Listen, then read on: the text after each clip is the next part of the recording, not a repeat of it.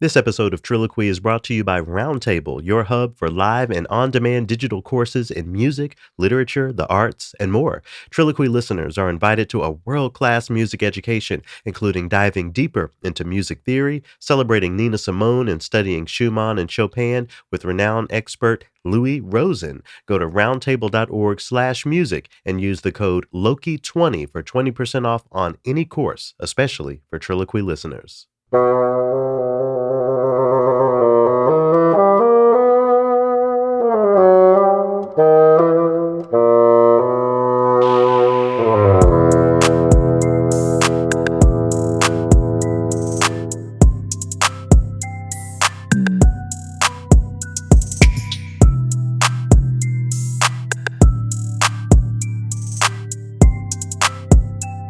I'm Loki Karuna, and this is Triloquy. Thanks so much for tuning in. Shout out to the returning listeners. Couldn't do this show without you and your very generous support. And shout out to the new listeners. Triloquy is a podcast that's built to decolonize the traditional Western notion of classical music. Each week, I unpack a topic or a news story from the field toward that goal of expanding dialogues around so-called classical music. I share a recent conversation with folks from the arts who are decolonizing in their own ways, and I offer a weekly Triloquy where I throw a bit of my own life into the mix. For more information about Triloquy, to catch past opuses, and to donate, go over to triloquy.org, TRILLOQUY.org. Apologies in advance for this being a little late. I've been under the weather this week. As the seasons change, I always tend to catch a little bit of a bug, so I wanted to make sure I was as uncongested as I could be before I came on here to the mic. Still feeling it a little bit, so sorry if you're not getting the voice that you're used to with my plugged nose here, but really appreciate your tuning in nonetheless. The one and only BLKBOK joins me this week. More on him and his incredible work in a bit. In this week's Triloquy, I'm going to talk money and how that relates to concert experiences, at least as they apply to me. But to get us started this week, I have two quick things. First, I want to reiterate what I was saying last week in the Triloquy. At this point, we've all seen to some degree the tragedies that are happening in the Middle East. As a matter of fact, shortly after I recorded last week's Opus, Dell and I took a walk down Broadway just to get some air, and we stumbled upon a protest where you had people spewing the most harmful things at each other, people who don't even know each other spewing these harmful things. And in the spirit of oneness and not picking sides, as I was getting into last week, I won't say who was saying what. But I do hope that we can all continue to see the humanity and the inhumanity that's being put forward in these tragic events. I really appreciated what Mark Lamont Hill brought to the Breakfast Club a few days ago. So if you want a Black perspective on this, be sure to check that out. This isn't a new issue at all. You know, all of your favorite Black activists, whether it's Malcolm X or Angela Davis, James Baldwin, all of these people have a documented track record of what they believe what the issue was in the Middle East and what peace can look like. So this isn't something that we can just brush off. This is something that fully involves anti-racism, conversations of anti-blackness, what it looks like for a peaceful future. None of these things are separated. It's all one. So let's all try to learn as much as we can and remember that leaning into the narrative of good guys and bad guys isn't helping anyone, especially as that narrative relates to American foreign policy and what we've historically been trained to think about this situation, okay? Nam Myoho Renge Kyo. I'm sending my prayers and advocacy for peace to all involved. That's number one. Thing number two, I want to shout out Suzanne Bona, who hosts a syndicated show called Sunday Baroque with an accompanying podcast. I had the pleasure of recording a guest spot on that podcast earlier this week that'll be out later this month. I was surprised to get an invitation to a Baroque themed show because, you know, as y'all understand, I believe that we spend way too much time perpetuating the Eurocentric histories and standards of so-called classical music. But we had a really great conversation that I can't wait for y'all to hear. I'm thinking about this because I was at my friend's Jonathan's house. Shout out to Jonathan. And he had a Black remix of Handel's Messiah playing, probably one of the most famous Baroque compositions in the world.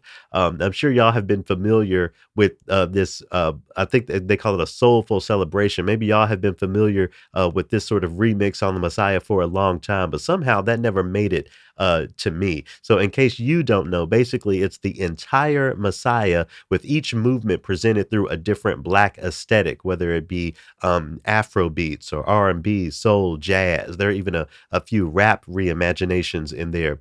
It came up in my Sunday Baroque interview that Handel was a beneficiary of the slave trade as an investor. I've been very outspoken on that. And being exposed to this black version of his most famous piece has me thinking about what some of the stepping stones of the evolution of classical music can be. A part of me thinks music like this is only serving the status quo in a different way, putting a black face on white supremacy culture and classical music. We're still talking about Handel and centering a European composition when there are far more pieces that could be celebrated instead. But on the other hand, it is some clever music to a degree and something that's nice to listen to, at least in the background. I'll give you a little bit of it here to let you think about whether or not presenting the music of a slaver in a black context is a step forward or a step in the same direction that we've been going. This one's called For Unto Us a Child is Born, again from a soulful celebration on Handel's Messiah.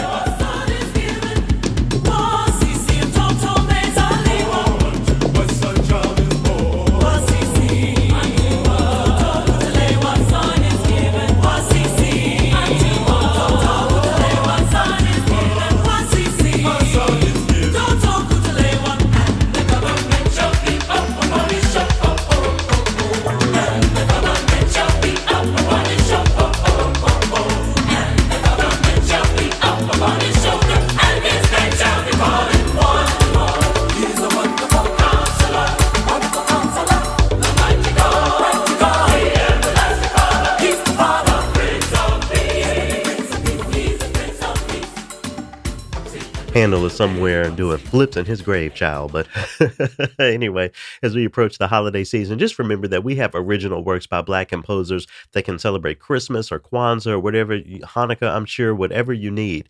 I celebrate this soulful celebration, and I point out that there's so much more that we can platform toward this goal of breaking down the status quo of classical music. I suppose both things can be true. So we're going to stick to that and flip over to another sort of relation to the Baroque in my conversation with Black Bach. Of course, you can't help but to hear the name Bach in his name, but Black Bach, BLKBOK, is a different sort of flip on that. I'll read a little bit from his website that explains a bit. It says, born and raised in Detroit's inner city, Black Bach, born Charles Wilson III, grew up in a music-filled house, and by the time he was 8, Black Bach was an acclaimed piano prodigy, winning statewide accolades and college-level competitions. When it came to music, most of the kids he grew up with pursued hip-hop, adopting rap names. However, it's no coincidence that Charles chose the name Black Bach, which echoes that of one of the greatest pianists and composers of all time. The tag is also an apt reflection of the elements that have contributed to the artist's identity and symbolizes his colorful journey from pop and hip hop culture to his critically acclaimed neoclassical debut album Black Book and various mixtape projects and collaborations. So we talk about his life, we talk about his latest album that's called Nine, and we talk about his thoughts on the contemporary and future of this little genre of so-called classical music. So to get us into the chat, here's a sample from the album Nine, a tune here called What is Truth? Hope you enjoy this music and hope you enjoy my conversation with the one and only Black Bach.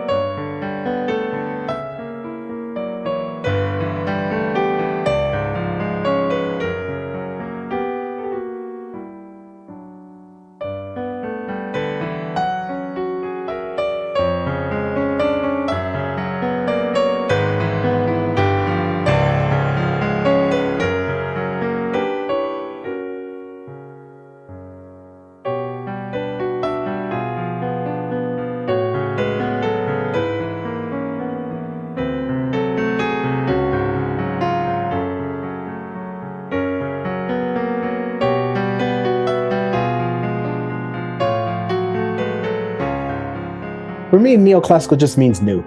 It just means a new way of doing things that we've been doing for a very long time. Mhm. Um, as far as being a renegade, I think that it's this is something that for me is very authentic to who I am.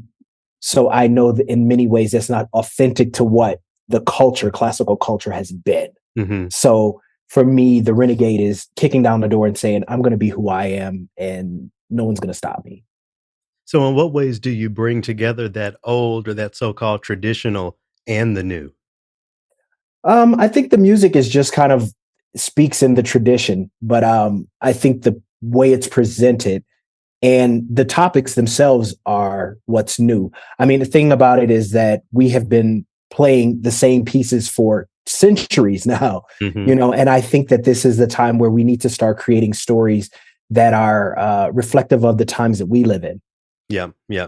And when Yeah. I think about, the times that we live in, there are so many institutions out there, whether it's classical radio stations, conservatories, orchestras, talking about um, coming to the 21st century through diversity, through DEI, but, through that sort of same lens. It's like orchestras want to see Black people playing Brahms, and that's their version of Right, moving things forward. Is that right. something that you even come into contact with in your career? The whole DEI talk in classical music? I would say no. I, Mm, I don't think it's been a topic in what I've been doing so far. I do believe in it. I think that I think there should be representation in more orchestras. I mean, there's a statistic that says 1.9% of musicians are of color in America in orchestras in America. So mhm. I do believe that there shows that, the data shows that there is a need. Yeah. So if orchestras can provide that, I am all for it. I am rah rah rah. Go get it. Well, we'll circle back to orchestras in a bit, but I wanna get into some of, who you are and your history. Okay. I wonder if you can talk about growing up in Detroit. I played with the Detroit Symphony right out of grad school for a couple of years, and I Yeah. fell in love with the city. Yeah. I mean, do you have the same love for the Yeah, D? Aw. absolutely. Absolutely. Yeah, I mean, it's my home. It's one of the coolest places to be. I honestly don't think there was a better place to grow up and be doing music and art. Mhm. I think Detroit has such a diversity. It has such a cultural landscape there. Like it's so cool to grow up there. There's so many musicians from so many different walks of life.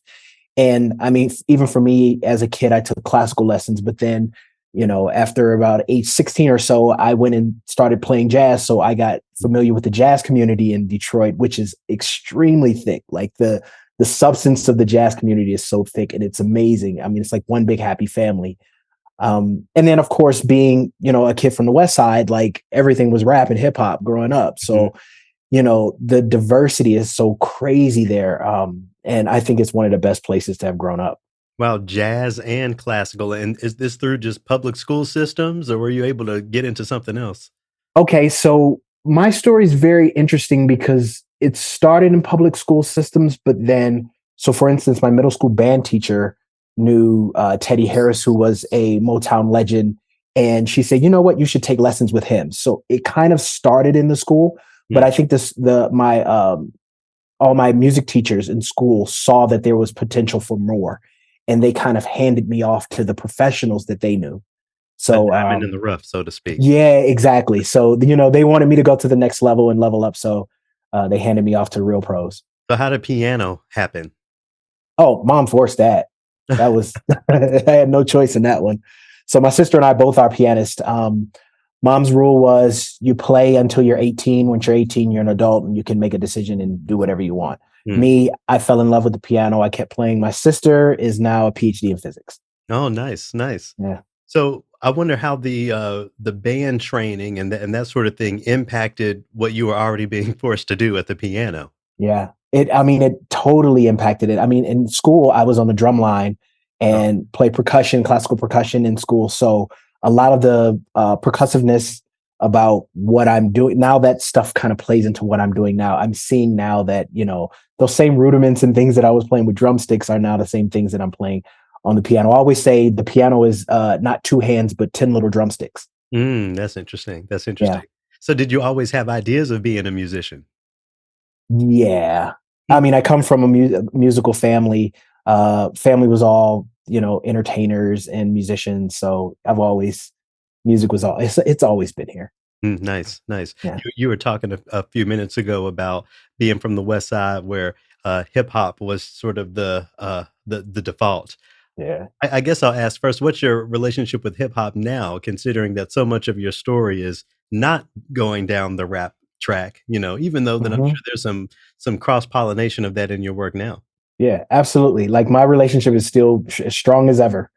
Like I believe that hip hop and rap speak to the stories that you get from hip hop and rap really kind of tailor for me what it is I want to express or what it is I want to say. Um, the artists that I listen to are all very insightful artists, and I've listened to some stuff that's kind of like borderline, but that stuff also speaks in a way. There is a demographic for it, and it's interesting to understand the demographic that's listening to a certain genre of music.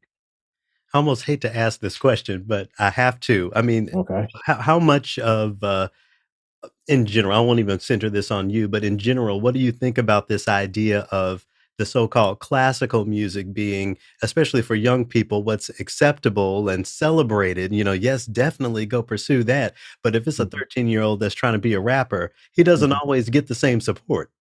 Right. Um, I think he gets a different type of support. Hmm. I think he gets a more urban support. Like his homies, his friends, his parents, they may say, "Yeah, go rap, go." I mean, I have nieces and nephews who, oh, Uncle Chuck, I want to do music, so they go and their family support them in that.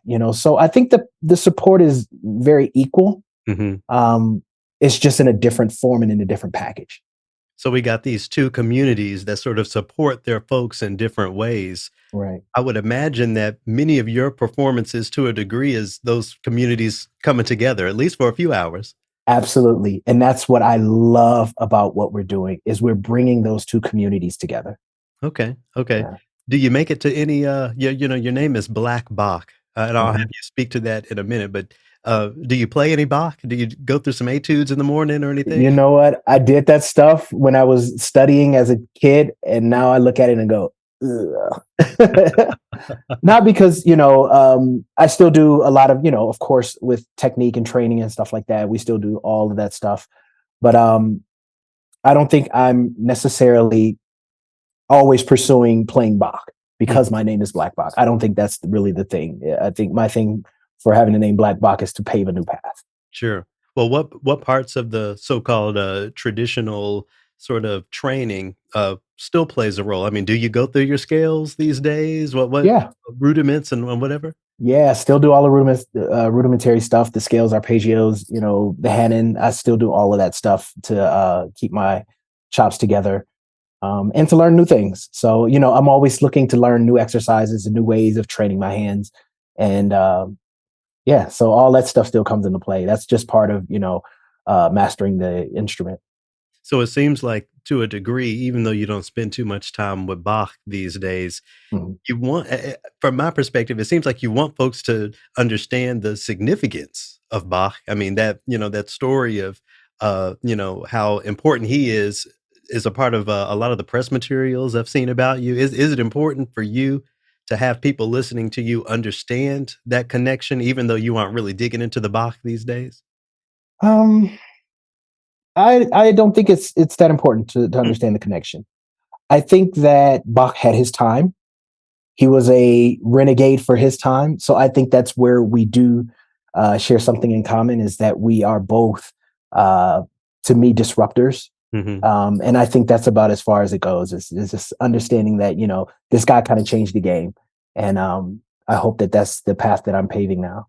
Well, how about you talk a little bit about the development of the name Black Bach? I mean, it's a particular spelling. We talking all caps? Take Mhm. us on the journey. Okay, so it's a play. First, it's a hip hop name. It's definitely a rapper name. So that was the first thing I wanted to do was kind of reach into my roots and not have a quote unquote classical name, but just Mhm. something that represents me in a way that's really cool. The second part of it, BOK.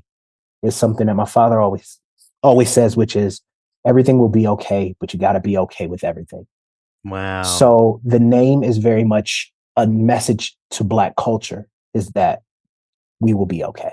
Oh, that's beautiful. That's beautiful. Yeah, I never physically said be okay, but that makes sense. yeah, yeah. What are some of the, so far in your career, what do you consider some of your most notable or memorable, performances or collaborations? Oh wow. I think a really cool collaboration was with Lawrence Brownlee, who's Oh, yeah. an absolutely amazing vocalist. Like he is a powerhouse, and just to be able to do a mixtape, we did a Christmas mixtape together called "Angels Watching Over Me." Um, and I think a lot of I always think of this like my greatest collaborations are yet to come. I feel like this is the beginning of something, and these new collaborations are going to happen. Notable performances, I think, being interviewed by Al Roker was absolutely incredible. Yeah. And being able to play a duet with an astronaut in space was absolutely amazing. I did a duet with Commander Michael Lopez Alegria. He played my song Stars. We did a duet of it while he was on the International Space Station. So Oh, that was that's pretty incredible. cool. I wanna Yeah. know more about this collaboration with Lawrence Brownlee. That's one of the Yeah. last people I would have expected you to talk about. Is it a Christmas jazz, or what is it? No, it's a Christmas neoclassical. It's Okay. him kind of doing his thing and me doing my thing. It's somewhat soul, but it's somewhat opera, but it's somewhat, it's Christmas. So it's just a mixture of many moods and many expressions. And it was so cool to come together with him, and we knocked it out in a day. And he's like a big bro to me. I love Lawrence. I don't typically listen to any of that music before Thanksgiving, but I might have to break the rule now because you got me Yeah, really. absolutely. It's a really good album. Okay, great, great. Well, I did hear, through the grapevine that you have also crossed paths with folks like Rihanna and Justin Timberlake. Yeah, yeah. Had a whole career of touring with. My first tour was with Justin Timberlake. I've also been on the road with Backstreet Boys and Rihanna and John Mayer and music director for Demi Lovato. So I had a whole life of touring with pop musicians before I even started or even thought about Black Box. So um, this is kind of like the second iteration of my career. And your trajectory toward that type of work, that happened through music school or some just connections? Just connections. Okay. Just I'm always one of those type of people where I'm I'll talk to anyone. Especially if you do music, we can have a whole conversation. I've always been that type of person. So I just remember the NSYNC band was doing a rehearsal next door to us at Epcot Center when I lived in Florida. And I kind of just bursted in the room. Hey, y'all, this is me. And I met the musical director, Kevin Antunes, and we ended up being really good friends. And I worked with him for many years on many tours. It must have been a different time because I feel like if I just go into one of Beyonce's rehearsals, somebody gonna tackle me.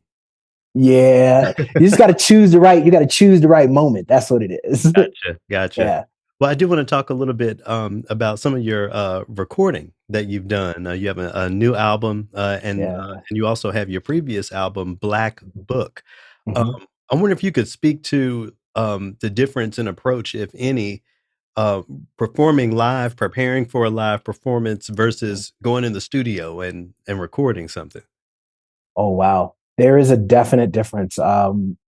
Recording in the studio is it's very much the creative process. So my creative brain is on, and it's writing things that speak to me and being present and being in the moment, as opposed to preparing for a tour where now I'm sitting down and I'm doing all the work, Mm. figuring out fingerings and dynamics and all of the work that goes into being a concert pianist. So it's very much a different mindset, but nonetheless work. Both are equally just, doing the work. So why did you choose to, spend a little bit of time off the road to record Black Book, your first album? Well, Black Book, Black Book actually happened as an experiment. Hmm. It was not intentional. When I set out to do, I had no idea what I was getting into when I started it. I remember I got a call from my publisher and he said, you should do a piano album. And I literally asked him, said, I don't know what the hell you're talking about, dude. So I hadn't discovered Black Bach yet.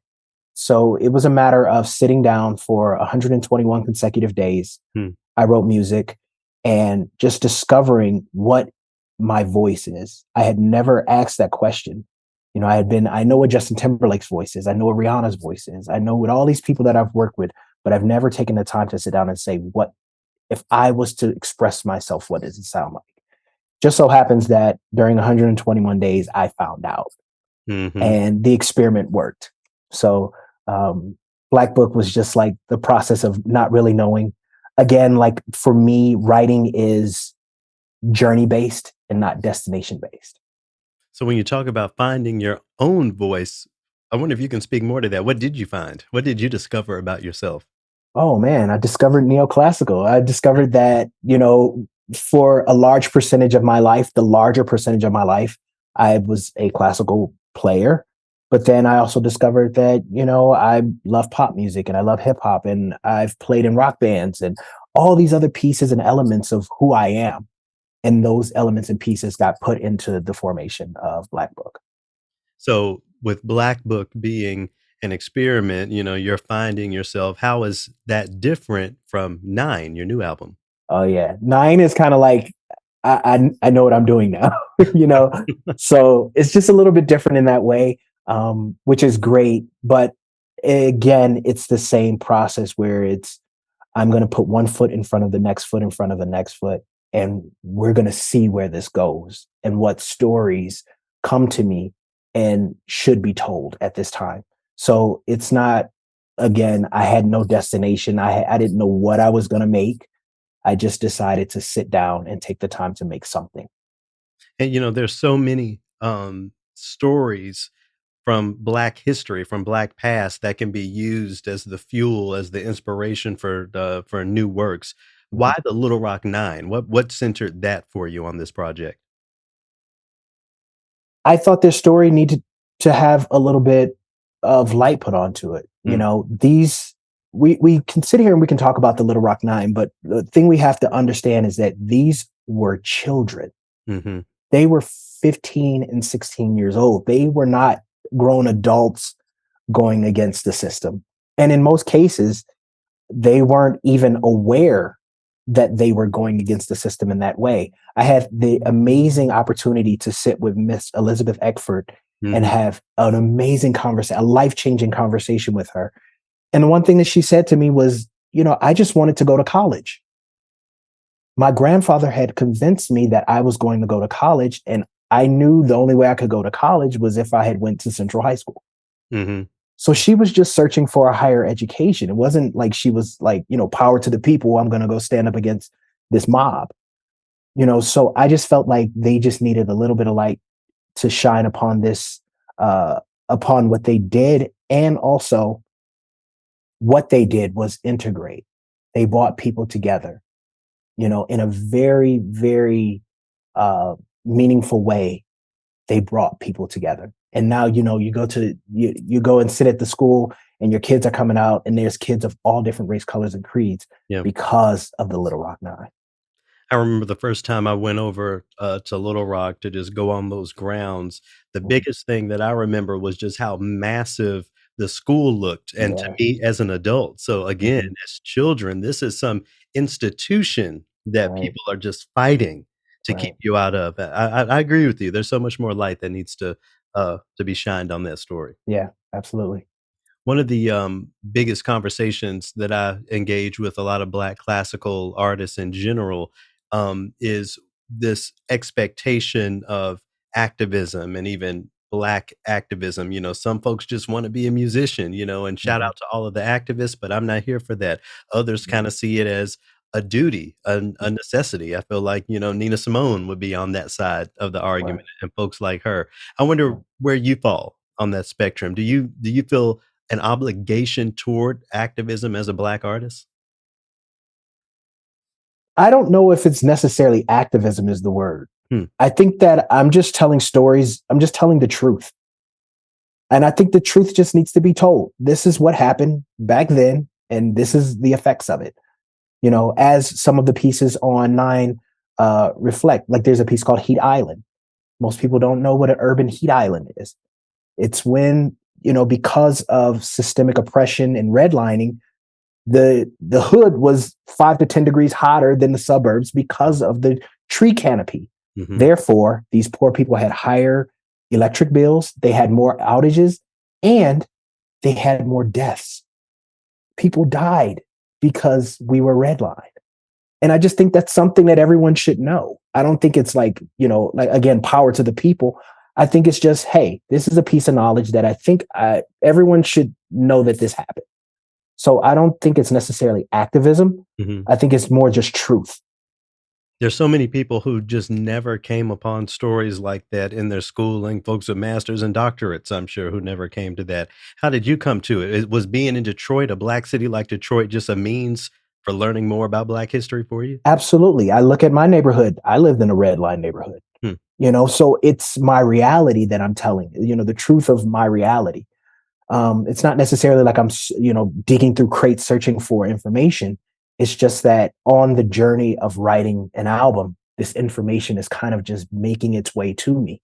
Like I said, it's a spiritual path for me. It's something that I'm just walking forward. And whatever the universe or God or whatever decides to deliver to me is what I deliver to the people. Beautiful, beautiful. Yeah. Now, it isn't just the Little Rock Nine that I understand inspired the title of this album. I've also Mhm. read a little bit about Angel Number Nine. I wonder if you can Yeah. speak to that a little bit. Yeah. Angel number nine is, universal togetherness. Like, to me, that's what I believe the world needs most Hmm. is that we see each other and that we understand each other. I think there's a lot of conversations that not have not been had. I think this album is its intent is to set the table for those conversations. So, using the number nine, I think is just a show again of how people we can come together as one, one unit, one unity, one community. What about Divine Nine? Is there Yeah. a shout out to that on the album? I mean, it could be a shout out to Divine Nine. Shout out to Divine Nine. I mean, I did attend a HBCU, so again, hats off to them. Yeah, maybe. Which HBCU, if I can ask? Bethune Cookman.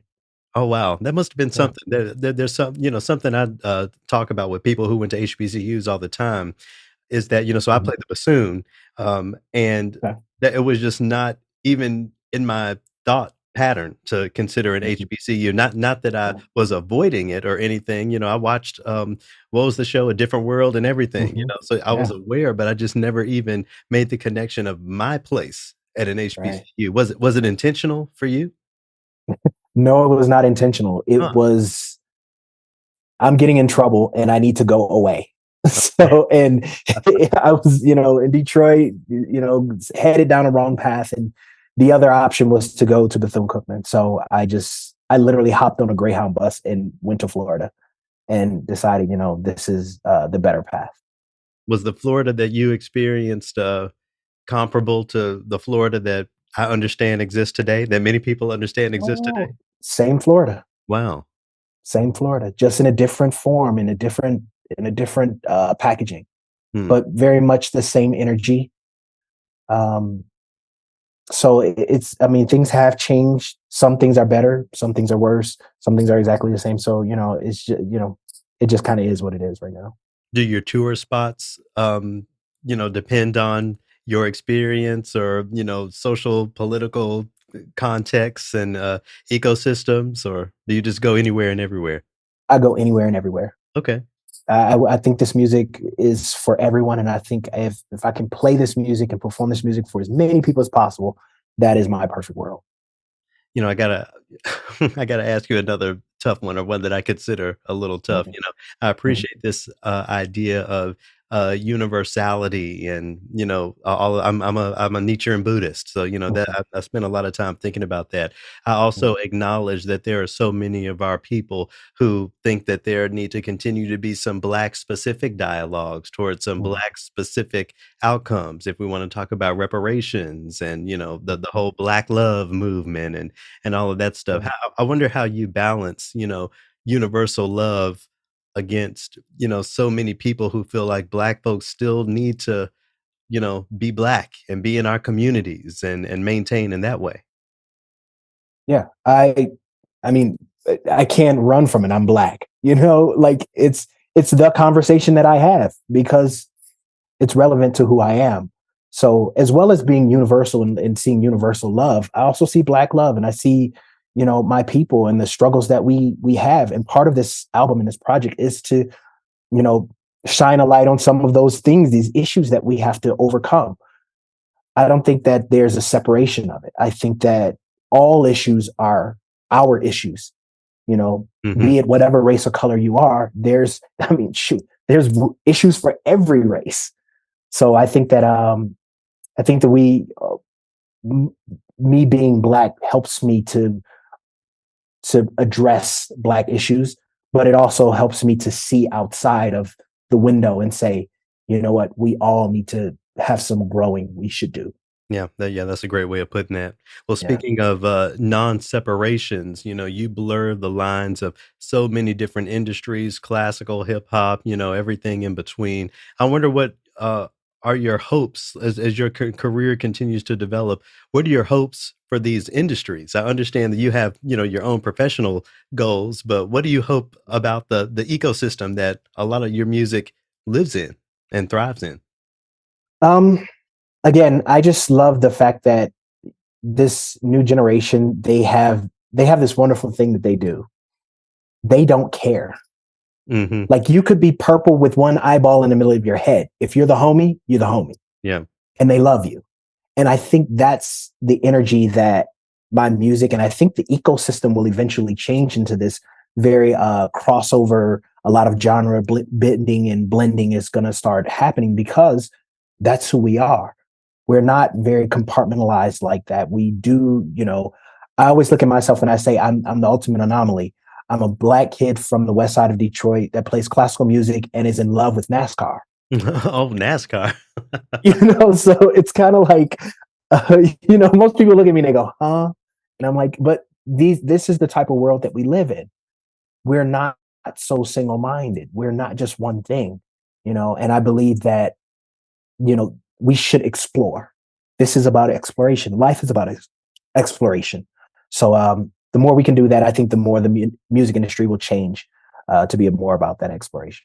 How would you advise, everyone from the lady down the street who teaches piano lessons to the piano professor at Curtis or Juilliard? When we talk about exploration and expansion, what would be your guidance or words, to them for the sake of their students? Uh, I think my words would be for a minute, Mm, forget that there is a tradition. mm, We come from classical music is a culture of worshipers. We're composer worshipers. For just 1 second, if you can take that down and actually experience the music or the culture just as it is right now, I think that's the most important thing is to see what it is now as opposed to what it was in 1826.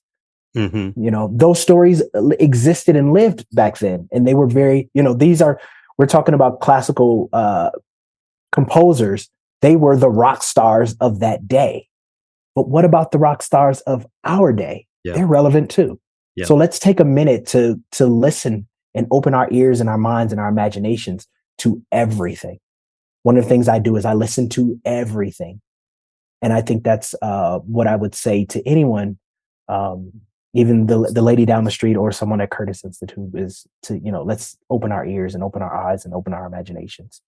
So what about those students? Somewhere there's a pianist who is world class, but she's so frustrated because her teacher is only talking to her about Shostakovich and Yeah. Rachmaninoff. She wants to branch off. How can young people with aspirations that expand or that I guess go beyond the parameters of classical? What do they need to do? Where should they go? Oh, it's a good question. Um, I think it's in identifying the difference between who you are and what you do. Hmm, I think what you do is study piano, and who you are is completely different. And if you can merge those two, what you do and who you are, then I think you found the sweet spot. Beautiful, beautiful. How can Yeah. people, keep up with, where you're going on tour next, check out your album, and keep up with all your other things? Everything is at Black Box, spelled BLKBOK. So my website, Instagram, YouTube, Spotify, everything is under my name, Black Box. You can just Google it, and it's everything's there. Dope, dope. Yeah. Well, I got one more question. So I wanted to loop us all the way back around back to Detroit. So Mhm. let's say the DSO, invites you to come play a concerto or do some sort of collaboration. What are you gonna put on the table? What do your collaborations with world-class orchestras look like, or what could they look like in your imagination? Very, very good question. And it's something that I've been working on for the past couple months. So my cousin, my big cousin, his name is Dr. William Banfield, who's Oh, yeah, the also composer, yeah, wow. my big cousin. Yeah. So Bill Banfield is and I have been wanting to work together for years and years and years. I remember being a kid seeing him at the DSO. Um, but one of the things we're doing is we're working on orchestrations uh, now of my pieces. And I think what I would love to see is are those pieces performed, but in a different setting or a different environment, definitely something a different way, some kind of different way. I think that there's more to explore as far as the orchestra and how things are presented. Even if the orchestra dresses in all black, I mean, even that we can change that. There's certain things, in certain ways. I think that my job is to take everything that we've known traditionally and turn it on its head and see what happens. Again, exploration. So I think that would be the thing is to work with Bill and play for the orchestra and just do some crazy weird stuff.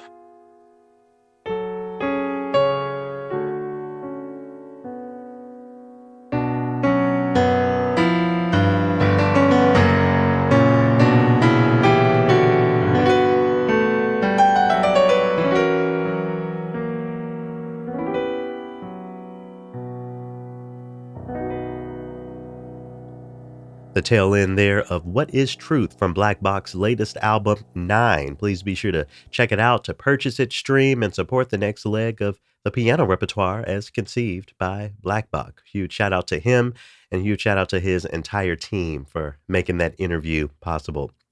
All right, so I want to close today by offering a financial update for y'all. When I moved here to New York, I knew that it would change my financial reality, and I'm making it. I'm grateful and I'm filled with gratitude for everything I'm able to do and the existence I'm able to have here. But I'm certainly not living it up like I'm used to doing so in Minnesota. There's a recent study that says an annual salary of $100,000 here in New York is really the equivalent of about $36,000 anywhere else when you factor in cost of living and those sorts of things. Now, I'm sure all of y'all are making well more than $100,000 a year, probably two and $300,000 a year. So I'm not talking to y'all, but I'm speaking for myself. I'm barely there between all of the work and projects I do, working 7 days a week. I am barely, barely, barely there. Now, think about what your life will look like at 36K as opposed to what you're bringing in now. Think about what a $50 concert ticket would look like for you at 36K. And they get way more expensive than that, especially when you talk about opera. But we're just going to say $50.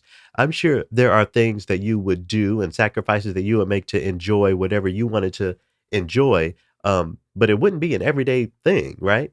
Let's do some quick math. Attending a concert for $50, we're going to, again, averaging $50 once a week. That comes out to $2,600 for the year. Now, when you add in travel, whether you have a car or use transit, maybe you want to grab a drink or, God forbid, dinner on your weekly night out to the arts, you've more than doubled that annual cost of culture to about $6,500 a year. Now, remember, you're only making 36, so you're already spending about a fifth of your income on the arts, and you haven't paid rent yet. You haven't eaten. You haven't done laundry. You haven't gotten your hair done. You haven't considered the emergency expenses, the utilities. It gets dicey. It gets sticky, and ultimately, it requires that you're more picky about the shows that you go to, right?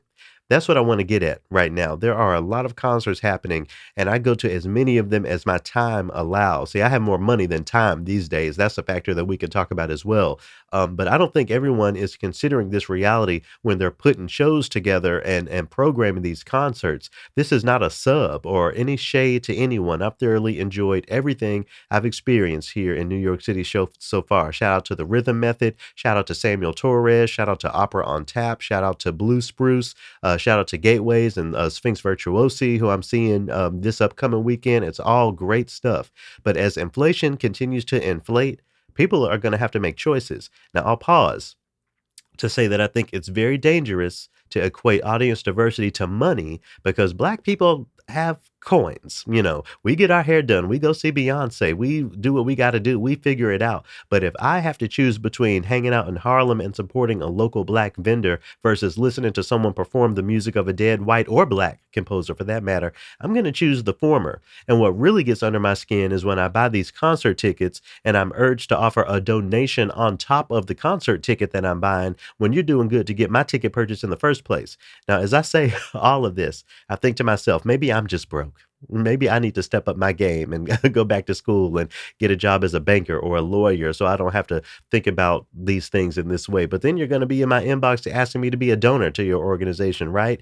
It just all feels unsustainable. Again, this is not me saying that I'm around here broke and can't afford to do anything I can. I feel like I am in such a privileged position that I have to think about people who aren't even in my position. So really, that's what I'm getting at. We're in the late stages of capitalism here. I think in my lifetime, we'll see the collapse of our financial systems in some way. Does your vision of classical music have a place in that reality? Hip hop came from the dirt, from the Bronx, not too far from where I'm sitting right now. Spirituals came from the bonds of slavery. Art can exist beyond the need for working class people to squeeze their wallets to keep it alive. It's just something that I don't think even the most well-meaning of classical institutions are considering right now. So what's my suggestion? Make it worth our time. Make it worth my time. If you want me to pay you to listen, if you want me to pay you to listen to a performance of something that I can watch for free on YouTube, you need to consider what it looks like to center a living composer with a new work. Consider how you can inspire dialogue that relates to modern society before asking me to enjoy yet another performance of a Beethoven symphony or an opera where I have to watch a woman get raped and murdered again and again and again, as opera tends to do. Consider the house of cards that you're actually standing on before you proclaim the Eurocentric engagement of classical music as something that's objectively beneficial for all people and all audiences. That's bullshit, and your donor list proves it. Thank you, everyone, for listening. Thank you for spending your money wisely and intentionally. There are a lot of artists and grassroots collectives out here that need your support more than classical music's big box stores do. And I'll talk to you again next week. Love y'all. Cheers.